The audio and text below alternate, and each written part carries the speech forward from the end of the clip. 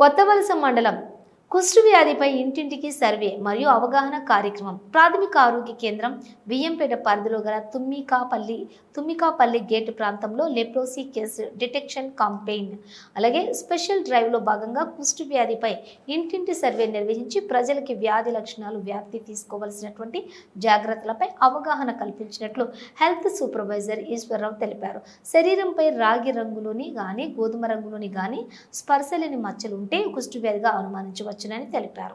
వ్యాధి నివారణకు బహుళ ఔషధ చికిత్స అనే మందు అన్ని ప్రాథమిక ఆరోగ్య కేంద్రాల్లో ఉచితంగా దొరుకుతుందని తెలిపారు. కుష్టు రోగుల పట్ల వివక్ష చూపరాదని ప్రేమతో చూడాలని తెలిపారు. ఈ కార్యక్రమంలో హెల్త్ అసిస్టెంట్ సత్యరావు, ఏఎన్ఎం జ్యోతి, ఆశా వర్కర్స్ జగదీశ్వరి, విజయలక్ష్మి, వెంకటలక్ష్మిలు పాల్గొన్నారు. అలాగే ముక్కు తిప్పడం, ముక్కులో నుంచి రక్తం కావడం అది కూడా ఒక రకమైన లక్షణం అన్నమాట.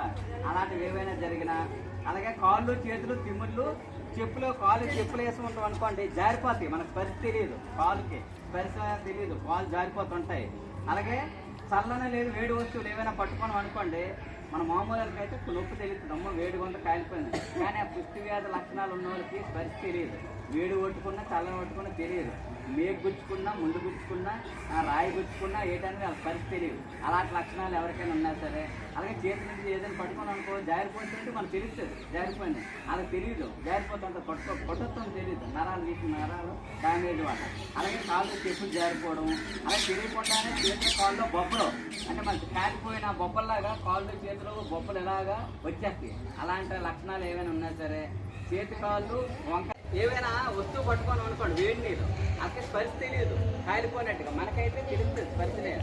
అలాగే ముళ్ళు గుచ్చుకున్నా, గాజు పెయిన్ గుచ్చుకున్నా, మేకు గుచ్చుకున్నా వాళ్ళకి స్పర్శ తెలియదు, దారబాబు వాళ్ళకి స్పర్శ తెలియదు.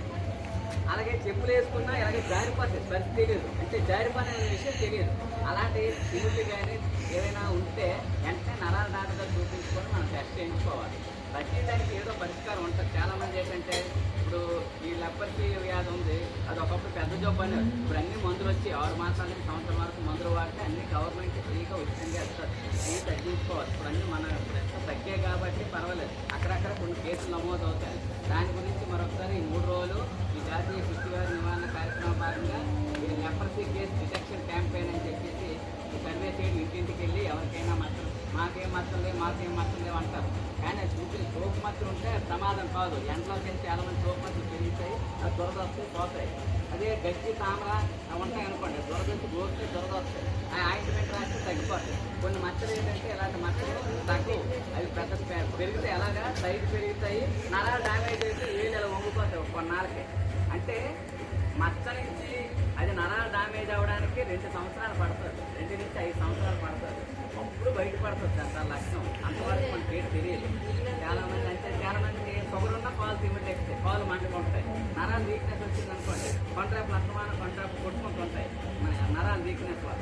ఆ నరాలు డ్యామేజ్ అయితేనే కొన్నాళ్ళకి ఇది కుష్టి వ్యాధి గురించి ఇద్దరికి వెనుకోవడానికి అవగాహన కల్పించడం గురించి కార్యక్రమం చేపట్టడం జరిగింది. అలాగే కాళ్ళు చెప్పులు జారిపోవడం తెలియకుండా చేతులు కాళ్ళలో బొబ్బలు రావడం, కొందరికి ఏంటంటే ఉట్టుకుంటే కాయలు కుక్కల్లాగా వచ్చేస్తాయి కాలు, అవి ఎందుకు వస్తానని కూడా టెస్ట్ చేస్తే కానీ తెలియదు. మనం ఏంటంటే అలా బొబ్బలు రావడం, చేతి కాళ్ళు వేళ్ళు వంకర తిరిగి అంగవైకల్యం, కొంతమందికి ఏళ్ళు వంగిపోతాయి, కొంత దొడ్డు కాళ్ళు లాగా ఉంటాయి కొంతమందికి, అది కాలుష్యం లోపం.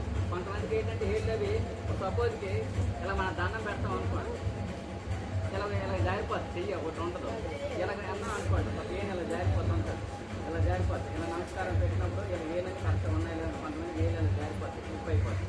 అలాగే ఏమైనా మనకి ట్యూబ్లు కానీ ఇలాగ అంగవైకల్యం కానీ ఏమైనా ఉన్నా సరే మీరందరూ కూడా ఆశా వర్కర్లకి ఏఎన్ఎంకి అందరూ కూడా ఇంటికి సర్వేకి వస్తాం.